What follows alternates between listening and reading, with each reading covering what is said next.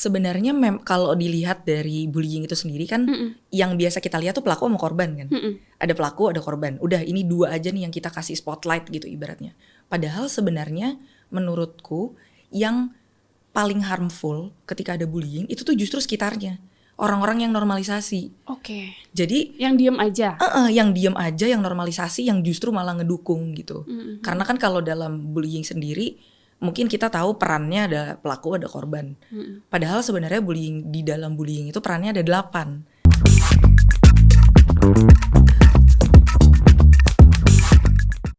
Halo Sobat Antara, ketemu lagi di podcast Antara Close Up. Kali ini bersama saya Suwanti.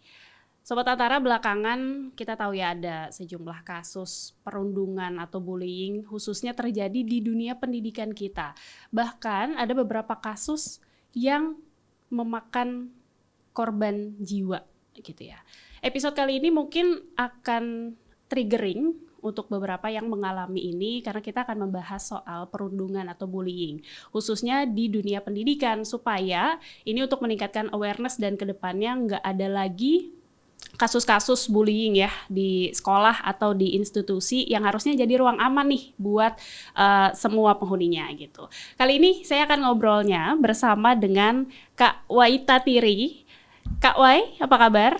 Baik, alhamdulillah. Cuma agak hilang aja suaranya. Suaranya ya agak serak gitu ya. Iya. Oke, jadi Sobat Antara, Kak Wai ini adalah seorang aktivis dan juga penulis buku yang khusus membahas soal bullying gitu ya. Betul. Atau perundungan. Kak Wai, kita langsung aja kali ya ngobrol soal perundungan. Ini kan sebenarnya satu yang jadi mimpi buruk juga ya buat banyak orang, khususnya mungkin anak-anak ya kalau di dunia pendidikan gitu. Tapi sebelum kita masuk ke bullyingnya, apa sih hal yang menjadi dasar buat Kak Wai? Mungkin ada background personal kah atau background pendidikan kah yang membawa Kak Wai ini ke isu perundungan?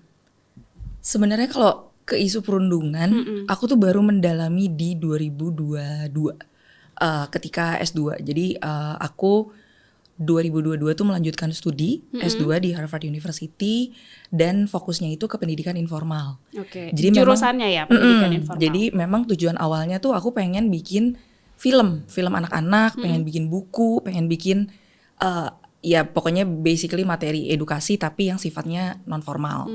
Dan ketika aku kuliah di sana, ketika aku lagi menjalani studi, aku mengambil salah satu mata kuliah namanya Education in Uncertainty atau pendidikan dalam ketidakpastian. Biasanya tuh ngebahas tentang anak-anak yang harus sekolah atau harus belajar tapi di masa-masa tidak pasti. Misalnya ketika dia jadi ada bencana, lagi di pengungsian, lagi ada perang misalnya. Nah, satu yang menurut aku kayaknya masuk juga ke dalam kategori itu adalah anak-anak penyintas bullying di Indonesia. Karena di 2022 itu aku inget banget, aku melihat bahkan ada 2 atau 3 kasus bullying di Indonesia yang viral dan korbannya tuh meninggal dunia. Iya. Jadi itu menurut aku menjadi colekan lah ya, bahwa itu adalah sebuah kasus atau sebuah isu yang urgent banget untuk diselesaikan. Alarming ya. Jadi akhirnya aku memutuskan ketika aku melihat banyaknya kasus-kasus yang semakin viral, aku memutuskan kayaknya aku mau mendalami soal bullying. Ditambah juga aku pribadi korban, jadi aku dibully dari SD bahkan sampai kuliah ya, sampai waktu S2 gitu. Jadi memang ada perasaan di aku untuk kayak aku nggak mau kalau ada anak-anak lain yang mengalami kayak aku dulu. Karena nggak enak ya. Dan mereka nggak punya apa-apa gitu. Karena aku dulu nggak tahu harus ngapain. Nggak ada resource, nggak ada bacaan. Nggak berdaya. Makanya aku mencoba dengan buku, dengan apapun yang aku lakukan, aku mau bisa ngasih resource untuk para korban supaya mereka nggak merasa sendirian. Kalau boleh dan kalau berkenan Kak Wai, dulu sempat dibully apa sih? Aku tuh dari kecil nggak pernah kurus. Jadi aku selalu kalau nggak dibilangnya ya, kalau nggak gemuk ya gendut gitu, antara dua itu. Bahkan sampai sekarang. Jadi dari dulu memang selalu dibulinya tuh karena fisik sebenarnya. Apalagi sama kan karena aku perempuan ya, dan yang ngebully tuh banyak tuh laki-laki. Makanya ada perasaan kayak, ih aku jelek banget ya gitu, karena aku gemuk dan badanku tuh tinggi. Jadi selalu dibilang serem, dibilang kayak apa gorila atau apa yang kayak gitu, karena badannya tinggi besar dan kulitnya juga sawo matang gitu ya. Jadi ada fase-fase dalam hidupku yang aku merasa kayaknya aku nggak patut deh, maksudnya nggak patut dilihat orang, kayaknya aku malu dengan diriku sendiri, aku nggak mau kelihatan, aku kalau ada kesempatan maju ke depan tuh aku diem, aku nggak mau gitu karena malu dilihat orang. Dan akhirnya dari situ aku merasa ini caraku buat pulih juga sih, caraku buat kayak selain memberi pertolongan ke orang lain, ke diriku sendiri juga sebenarnya. Jadi ini salah satu bentuk pemulihan aja buat aku sebenarnya. Kamu sudah lagi dalam proses pemulihan atau sudah merasa pulih gitu? Atau ini kan dibulinya secara fisik gitu dari sejak kecil gitu ya, pas SD. Rasa sakitnya masih kerasa gak sih? Masih sebenarnya, karena aku jadi sering banget melihat diri aku tuh kecil di banyak kesempatan. Jadi ada beberapa kasus juga aku dibully yang tidak salahku, tapi kayak misalnya ada orang insecure, terus dia nge-project atau kayak melimpahkan rasanya ke aku, dan aku jadi merasa aku salah. Karena aku terbiasa melihat diriku tuh kecil, diriku tuh salah gitu. Jadi sekarang aku juga masih dalam proses pemulihan, dan aku juga baru tahu ketika di Amerika kemarin, aku tuh baru pertama kali akhirnya ke psikolog, dan baru menemukan kalau gara-gara dibully itu dari dulu sampai sekarang, aku tuh ada generalized anxiety disorder. Gitu, dan aku di sana minum obat. Sekarang sih alhamdulillah sudah berhasil lepas. Tadinya tuh minum obat harian untuk maintain itu. Tapi kalau bicara bullying, kadang kan bersembunyi ya dia tuh di balik kata bercanda doang, kaku amat sih lo gitu misalnya ya. Atau misalnya ketika dibully secara fisik, ya hal ini yang akan bikin lo lebih baik misalnya ke depannya. Gitu kan. Kadang pelakunya ngomong kayak gitu nih. Kamu tanggapanmu gimana dengan hal seperti itu? Dan kalau bisa kita definisikan gitu ya, bullying itu sebenarnya apa? Bentuknya kayak gimana sih? Dan gimana kita ngebedain sama yang betul-betul bercandaan misalnya? Itu paling sering ya, kayaknya bullying tuh di Indonesia nggak selesai-selesai sebenarnya karena ada kepercayaan kayak gitu ya. Ada kepercayaan bahwa kalau dibully ntar jadi orang, kalau dibully ntar kuat, kalau dibully ntar mentalnya kuat, ntar tahan banting dan lain-lain gitu. Sebenarnya kalau dilihat dari bullying itu sendiri, bullying itu kan banyak jenisnya ya. Ada bullying fisik yang mungkin kita sering lihat ya, bullying fisik. Ada bullying verbal yang pakai kata-kata. Ada bullying sosial juga. Nah ini tuh yang biasanya invisible gitu, yang biasanya nggak kelihatan. Kayak apa tuh Kak? Bullying sosial tuh kayak kalau misalnya kita berbeda, terus kita dijauhin, dan teman-teman tuh menghasut teman-teman yang lain untuk ngejauhin kita. Jadi nggak direct ke muka kita itu kayak ngatain atau apa, tapi kita berasa kalau kita tuh dijauhin dan kita tuh nggak disukain sama orang-orang. Ini yang justru biasanya malah bikin anak-anak tuh jadi malas sekolah, anak-anak jadi banyak yang bolos, jadi banyak yang takut ke sekolah gitu. Itu bullying sosial itu. Sama satu lagi cyberbullying. Karena sekarang internet kita udah makin bisa anonim juga ada akun anonim, itu sudah makin kekuatannya makin besar lah untuk orang-orang ini bisa ngatain gitu. Dan makanya bullying itu sebenarnya kita tuh perlu memperhatikan lagi, apakah dia benar-benar yang dilakukan itu bercanda kah atau bullying. Kalau bullying sendiri itu sebenarnya ada 3 karakteristik kriteria bullying itu. Yang pertama adalah adanya ketimpangan kekuasaan. Jadi ini bisa beda-beda ya, bisa jadi secara umur yang satu lebih dewasa, yang satu lebih muda, secara fisik yang satu lebih besar, yang satu lebih kuat, yang satu lebih kecil, secara status sosial juga yang satu anak terkenal, yang satu mungkin anak culun misalnya gitu ya. Itu. Terus kedua adalah repetisi. Jadi kalau dilakukan berulang-ulang itu sudah termasuk bullying. Dan ketiga, ini yang poin pentingnya adalah kalau korbannya itu merasa tidak nyaman, itu sudah bullying. Tapi kalau consent, misalnya kan banyak ya pertemanan yang kita saling ngata-ngatain, tapi sebenarnya kita jokes internal aja gitu dan ya. kita senang-senang aja. Nah, itu tuh nggak apa-apa, itu tuh bukan bullying sebenarnya. gitu. Oke. Jadi salah satu aspek pentingnya adalah si korban juga ya. Betul. Tapi by the way, istilah yang digunakan preferensinya apa sih, korban atau penyintas? Better kita gunakan. Korban aja kayaknya. Kalau penyintas biasanya orang yang sudah melalui dan sudah selesai gitu. Bisa jadi ada yang masih merasakan hal kayak gitu ya. Tapi kalau bicara tadi kan korban nih, dari sisi korban. Tapi kalau pelaku, mungkin gak sih ternyata pelaku bullying sama ini tuh banyak yang nggak ngeh nih bahwa mereka ternyata lagi ngebully temennya loh. Misalnya ya anak-anak kecil misalnya di SD ngatain temennya gitu ya. Dia tuh nggak nyadar bahwa itu sebetulnya bullying gitu. Menurutmu gimana, Kak? Banyak banget sebenarnya pelaku yang nggak sadar sih kalau dia tuh ngebully. Karena mungkin ya balik lagi ya, mungkin ada gabungan dari kenakalan remaja juga, ada gabungan dari emang anaknya iseng juga. Tapi kan yang banyak kita nggak lihat adalah sebenarnya korbannya tuh merasa apa gitu, yang tadi aku bilang gitu. Kalau misalnya pelaku-pelaku ini biasanya itu mereka ketika mereka ngebully itu banyak yang sebenarnya hanya mencari validasi. Jadi kalau aku kan ketika aku bikin meneliti lah ya tentang bullying ini, aku banyak wawancara pelaku. Dan ketika aku tanya kenapa pelaku melakukan itu karena ketika dia lakukan di sekolah, karena ketika dia melakukan itu dia keren.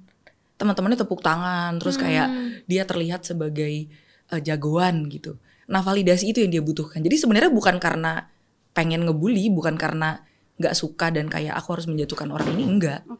Jadi memang dia benar-benar karena dia mau teman-temannya menyadari bahwa dia punya kekuatan yang mungkin tadinya nggak bisa, dia merasa tidak bisa terlihat kalau dia tidak menindas orang lain.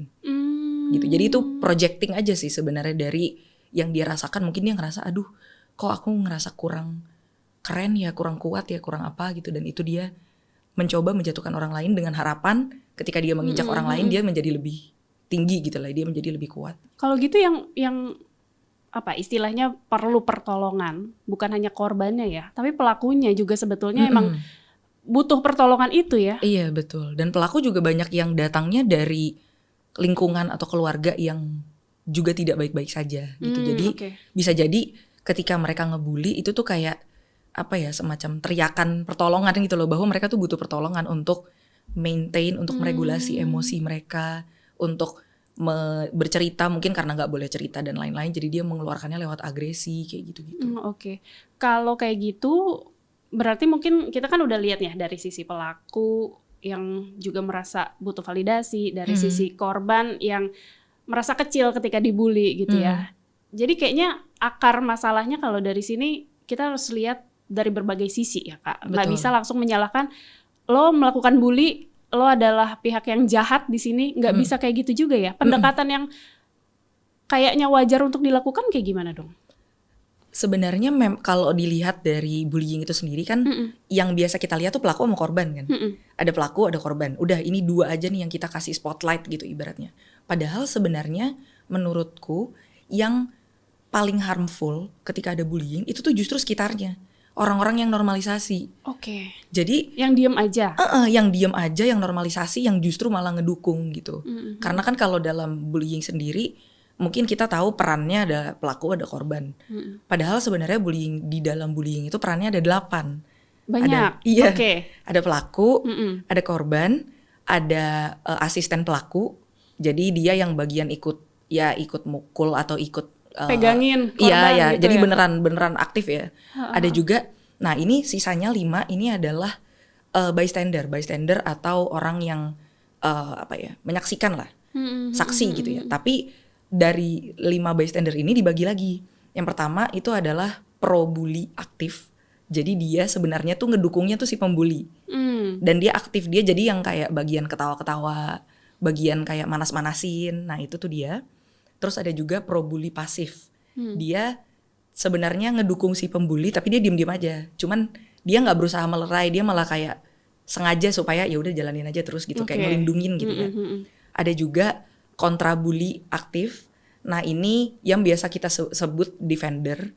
Ini adalah orang yang aktif, yang langsung kayak nggak boleh, kamu nggak boleh kayak gitu. Ini ngapain, kenapa? Ya, pokoknya ngelawan lah ketika ada pembulian, dia step in untuk ngelawan. Oke. Ada juga kontrabuli pasif. Kontrabuli pasif itu dia nggak mendukung, tapi dia juga takut karena dia kayak bisa ngapain ya gitu. Jadi dia kasihan, tapi dia bingung mau ngapain, jadi dia cuma ngeliatin doang. Tapi di dalam hati dia kasihan. Sama satu lagi nih yang paling banyak, itu yang bodo amat.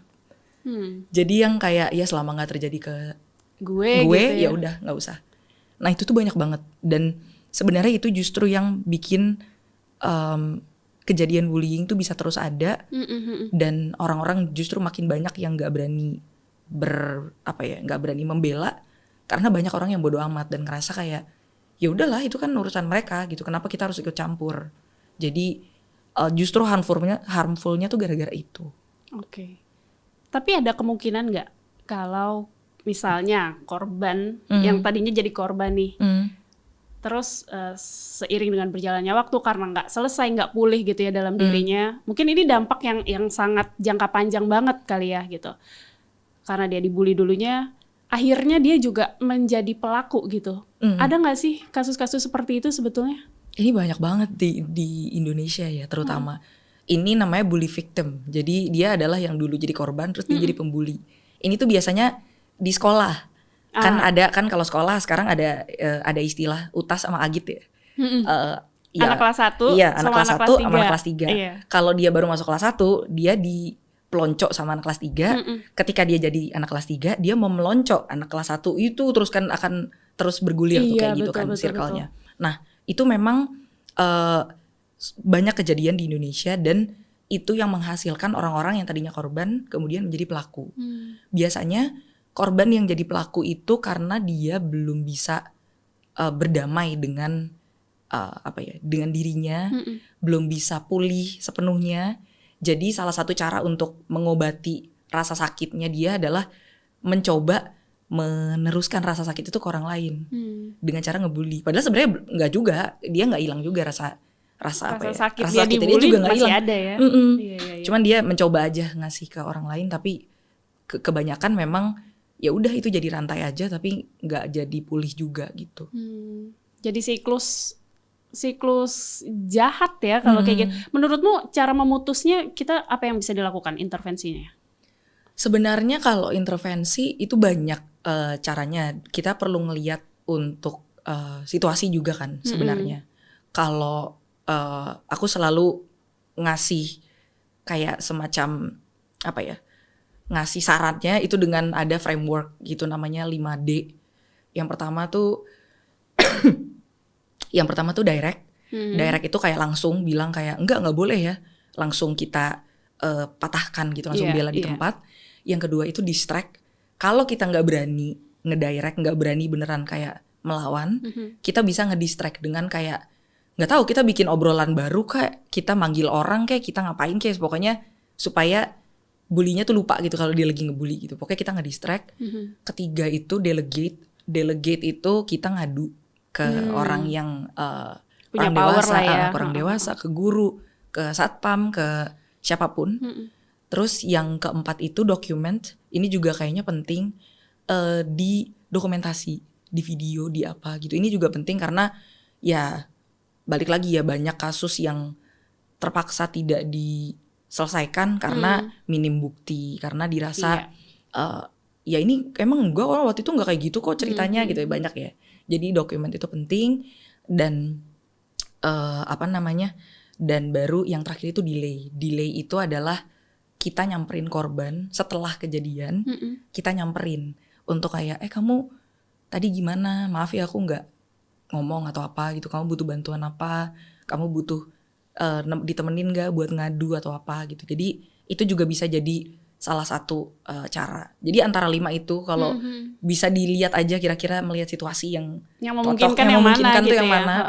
Biasanya sih delay yang paling banyak, yang setelahnya kita samperin korban untuk ngobrol gitu. Oke, anyway, tadi kan aku mengenalkan Kak Wai itu sebagai aktivis dan juga penulis buku. Ini di sini juga kamu udah membawa salah satu bukunya ya Kak, yang gimana ini The Missing Colors namanya, dan digunakan untuk kurikulum pendidikan di Amerika Serikat gitu ya. Betul. Sebelum kita masuk ke ceritanya, mungkin bisa baca secuplik dulu kali ya dari buku Oke. ini. Kan kayaknya menceritakan juga soal bagaimana sih perundungan itu ternyata berdampak sama satu diri dari seseorang gitu ya secara utuh gitu. Sebesar itu impact-nya. Boleh Kak coba Oke. dibacakan? Ini aku coba bacakan yang menurutku paling paling menjelaskan lah Oke. kira-kira buku ini tuh tentang apa dan ceritanya gitu ya. Oke. Di sekolah semua orang punya warna, hanya aku yang abu-abu. Sehari-hari mereka meledekku. Setiap kali mereka meledek, warnaku semakin keruh. Aku merasa hampa, aku merasa tak terlihat, aku merasa berbeda. Oke. Sampai situ dulu. Oke. Selanjutnya bisa Selanjutnya bisa dibaca dibaca. sendiri gitu Iya. ya. Karena ini memang bukunya disediakan secara bebas gitu. Maksudnya bisa download ya siapapun ya. Bukunya bisa di-download, bisa di-print gratis, bisa digunakan, bisa oleh guru, pendidik, orang tua juga boleh. Oke. Ini kan tadi dari yang kamu bacakan gitu ya si cuplik ini sebetulnya menggunakan bahasa yang sangat sederhana gitu. Kita bicara warna, gimana warna itu mungkin mewakili ya kalau bisa ditelaah lebih dalam mewakili citra diri dari seseorang gitu. Betul. Ya. Terus kenapa kamu memilih buku ini, buku anak ini untuk menggambarkan perundungan gitu ya? Dan kenapa dengan warna-warna tadi sih sebetulnya? Oke. Jadi memang ketika aku menulis buku ini tuh buku diangkat dari kisah nyata penyintas bullying di Indonesia. Jadi aku memang mewawancara dia dirundung ketika usia sekolah dan akhirnya dia sudah menemukan lingkungan yang lebih baik gitu. Makanya tadi yang aku bacain kan ada sampai dia ketemu teman-teman yang berwarna. Nah, itu adalah lingkungan baru. Jadi memang ketika aku membahas tentang bullying, aku merasa ketika ketika menceritakan bullying kita tuh banyak ceritanya tuh yang serem-serem gitu. Kita banyak ceritanya kayak dampaknya jangan ngebully, itu betul. Tapi aku pengen membawa satu angle lain, yaitu angle pemulihan. Jadi memang buku ini itu ditujukan untuk anak-anak supaya anak-anak bisa mengenal emosinya sendiri. Makanya aku menggunakan warna untuk kayak menjelaskan kamu lagi merasa apa hari ini, kamu lagi gimana, dan setiap orang punya warna beda-beda karena setiap manusia berbeda-beda. Jadi aku menggunakan warna untuk merepresentasikan perasaannya si anak ini, bagaimana jernih dia dari yang tadinya kehilangan warna alias jadi korban sampai di akhirnya ketemu dengan lingkungan yang warna-warni yang ngasih dia warna kembali gitu. Dan pengennya sih dari buku ini anak-anak tuh nggak cuma belajar untuk mengenal warnanya, tapi juga anak-anak belajar untuk mengenal posisi dia di lingkungan. Gimana dia tuh bisa ngasih warna ke orang lain kalau dia ngelihat ada orang lain yang lagi abu-abu.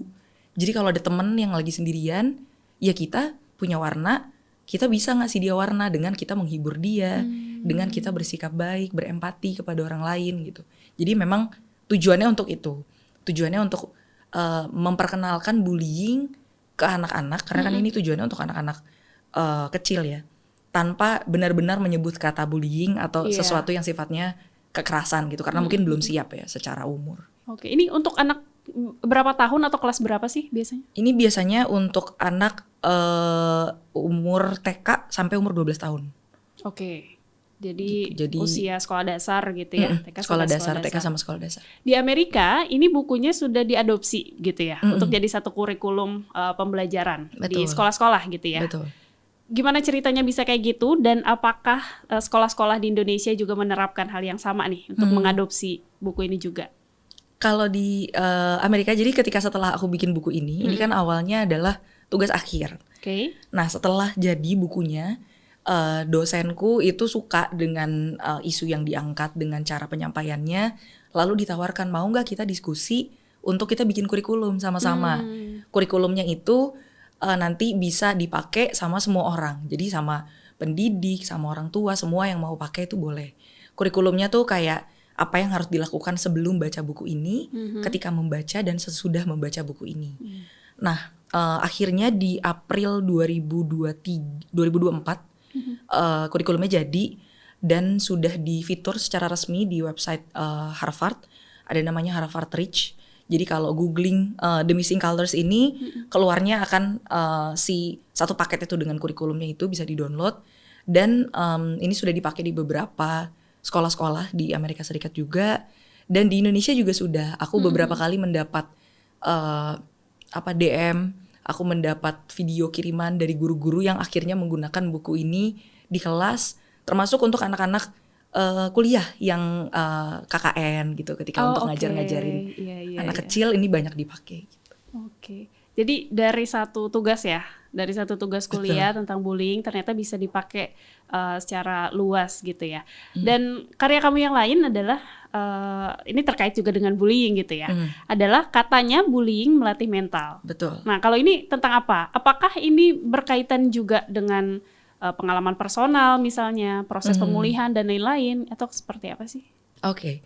Jadi sebenarnya katanya bullying melatih mental ini adalah lanjutan dari buku The Missing Colors ini. Jadi awalnya aku bikin buku ini untuk anak-anak dan aku merasa selain anak-anak masih ada layer masyarakat lain nih, ada remaja, ada dewasa yang kayaknya perlu tahu tentang bullying ini gitu. Karena balik lagi ke yang tadi sempat aku bilang, kayaknya tuh yang bikin bullying nggak selesai-selesai itu sebenarnya karena normalisasinya kan. Jadi kita perlu mengubah budayanya gitu. Sayangnya memang saat ini bullying tuh udah kayak budaya gitu buat kita, udah mendarah daging di banyak orang. Makanya aku membuat buku ini.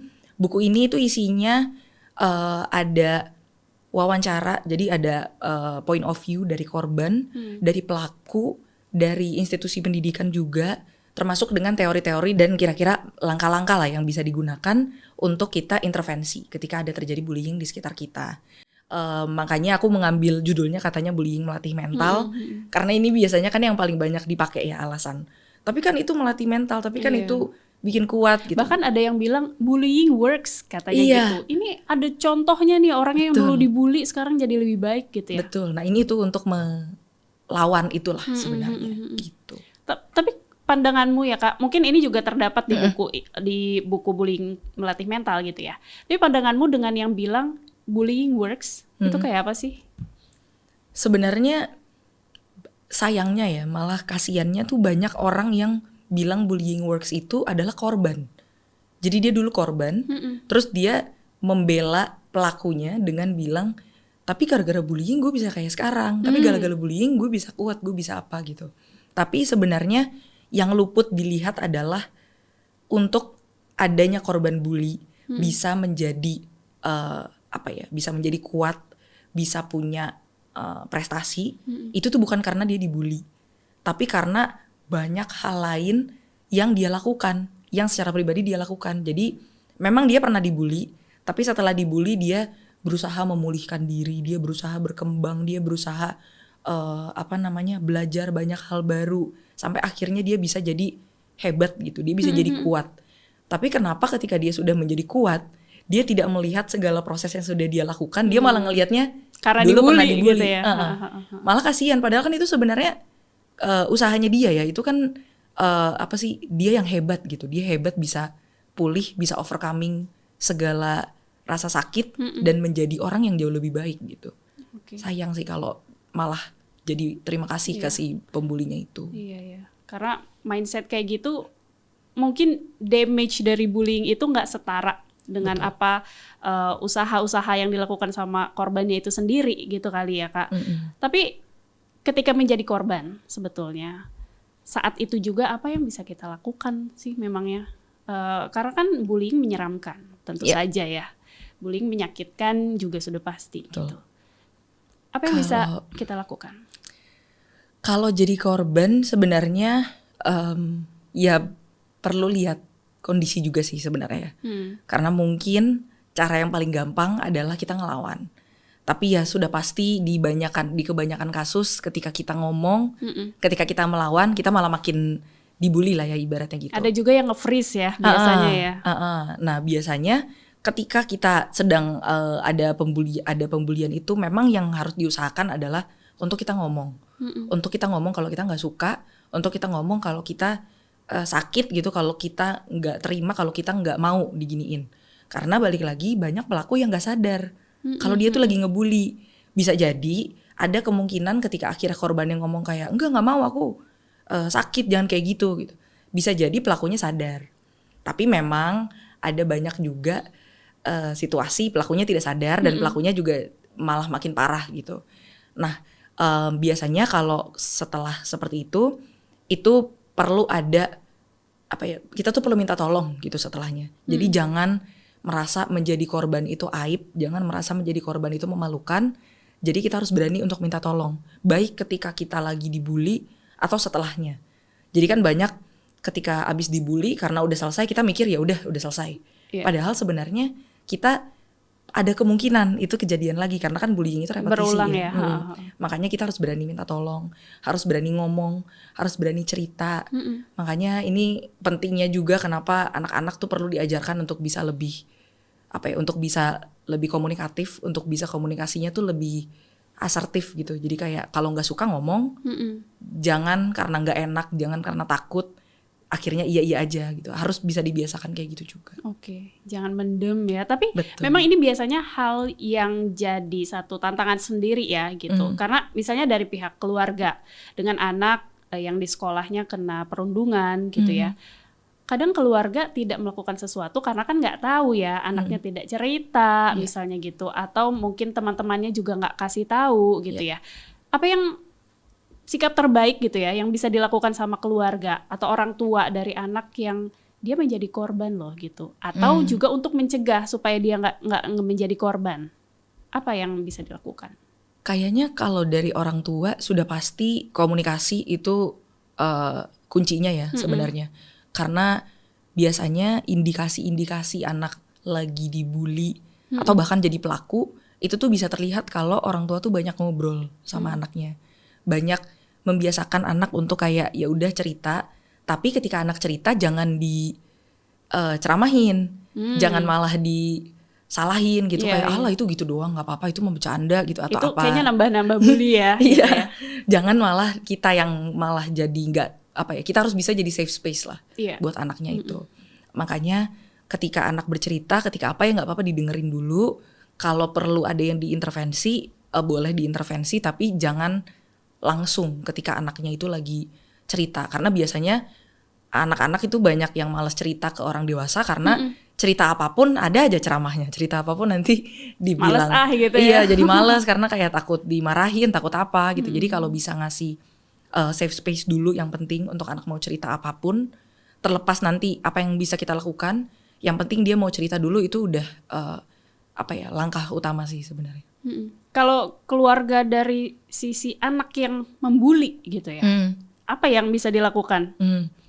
Untuk mencegah anak ngebully itu sebenarnya kuncinya adalah anak tuh harus diajarkan empati, anak diajarkan perbedaan, karena biasanya pelaku itu ngebully anak-anak yang terlihat berbeda. Apakah dia secara fisik terlihat berbeda?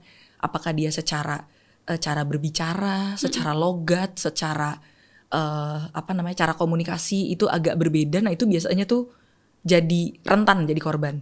Nah anak-anak yang sudah berempati, sudah mengerti ada perbedaan, ada mungkin ya kalau ngomong sama dia, memang cara berbicara dia beda dengan cara bicara aku. Muka dia dan badan dia memang beda dengan badanku. Mungkin badan dia besar, badan aku kecil, begitupun sebaliknya. Harus bisa menerima ada perbedaan itu gitu. Nah ketika orang tua udah mulai mendeteksi nih ada anaknya kayak ada teman aku ini dia aneh udah mulai menggunakan kata-kata yang seperti itu, harusnya itu udah bisa diintervensi, udah bisa diajarkan. Nah ini bisa dideteksi dengan orang tuanya ngajak anak bercerita, orang tuanya ngajak anak untuk ya walaupun nggak setiap hari ada kejadian apa-apa ya, tapi bercerita aja hari-hari seperti apa, di sekolah ngapain aja, kayak gitu-gitu sih. Artinya proses panjang ya, kayaknya internalisasi nilainya juga bukan dalam satu malam. Betul. Dan ini kelar gitu ya. Kayaknya betul. Memang sudah dari kecil banget, dari sejak dini gitu ditanamkan nilai-nilai empati tadi ya misalnya. Tapi kalau untuk institusinya, ini gimana? Karena belakangan ini Kak, pasti kamu juga sempat mendengar Kak Wai sempat mendengar bahwa di Korea Selatan, kita kan juga tahu ya, negara Korea Selatan juga cukup banyak kasus-kasus bullying gitu ya. Terakhir ada info bahwa di Korea Selatan universitasnya ini menolak kalau mahasiswa yang mendaftar itu adalah pelaku bullying atau punya riwayat membuli gitu ya. Pandanganmu terhadap hal ini gimana? Apakah ini sebetulnya pendekatan yang memang bisa dilakukan nih sama institusi pendidikan dan juga di Indonesia memungkinkan nggak sih untuk diterapkan? Kayaknya sebenarnya perlu dilihat juga apa tindak lanjut dari adanya si kebijakan ini ya. Misalnya anak yang jadinya nggak boleh atau apa si para pelaku-pelaku ini jadinya dipersulit lah secara akademik ya. Karena memang kalau dilihat kita kan banyak juga di Indonesia kejadian ketika bullying, fokus utama kita adalah mencari pelaku dan menghakimi pelaku. Kebanyakan orang-orang tuh fokusnya itu kayak beberapa kejadian kemarin lah, ada yang ngebully dan lain-lain. Jadi ngebully balik bahkan kita ya. Fokus kita justru malah itu dan aku nggak tahu dengan adanya kita yang terbiasa untuk secara membabi buta kita menghakimi pelaku, apakah dengan adanya tambahan kebijakan seperti yang di Korea Selatan itu malah memperkeruh suasana atau justru bisa jadi solusi gitu. Itu belum, aku pribadi belum merasa kita cukup siap sih, karena kebanyakan anak-anak pelaku ini kan justru butuh pertolongan ya. Iya. Dan selama ini kasusnya di Indonesia ketika ada bullying kita nggak pernah ngasih pertolongan ke pelaku. Kita mungkin ngasih pertolongan ke korban, tapi itu juga setelah kasusnya selesai itu dilepas. Padahal ada tahap pemulihan yang harus dilalui, itu juga kita belum. Jadi kayaknya memang yang perlu diperhatikan dulu adalah gimana kita menangani ketika ada kasus dulu sih. Ketika ada 1-2 kasus mungkin gimana caranya itu bisa ditangani, gimana caranya dipastikan tidak terulang lagi, gimana caranya semuanya tuh mau bertanggung jawab gitu. Jadi nggak cuman pihak sekolah, nggak cuman orang tua, nggak cuman teman-temannya dia, nggak cuman pelaku dan nggak cuman korban. Tapi ini sebenarnya kan harus sesuatu yang sifatnya sistemik lah ya, susah untuk bisa di ini. Oke. Tapi terlepas dari itu, Kak Wai, mungkin ini pertanyaan terakhirku. Sebetulnya menurut Kak Wai, strategi paling memungkinkan apa yang bisa dilakukan untuk menunjukkan jangan lagi ada bullying di dunia pendidikan kita? Kayaknya kita perlu lebih sering kita perlu lebih sering belajar atau kayak mengajak orang-orang untuk tuh menunjukkan empati di dalam situasi apapun. Menurutku, karena kita tuh banyak kasus sesimpel kayak kalau kita lagi online itu jangan terbiasa ngatain, jangan terbiasa menggunakan kata-kata yang tidak baik ya untuk ngomong sama orang lain. Dan ketika kita lagi ketika kita lagi bercanda, jangan terbiasa menggunakan kata-kata yang negatif untuk bercanda, karena kayaknya banyak ya kata-kata yang lebih positif bisa digunakan untuk bercanda, kecuali udah bener-bener kayak deket banget yang sudah sama-sama konsen menggunakan kata-kata itu. Itu tuh hal-hal yang kayaknya cuma gitu doang, yang kayaknya kecil, tapi kalau kita biasakan untuk bisa lebih lebih berempati, lebih baik kepada satu sama lain, itu tuh dampaknya tuh bisa gede banget menurut aku. Karena ya kalau ditanya kenapa kita bisa separah ini, karena akarnya itu, karena hal-hal kecil itu masih dilakukan sebenarnya.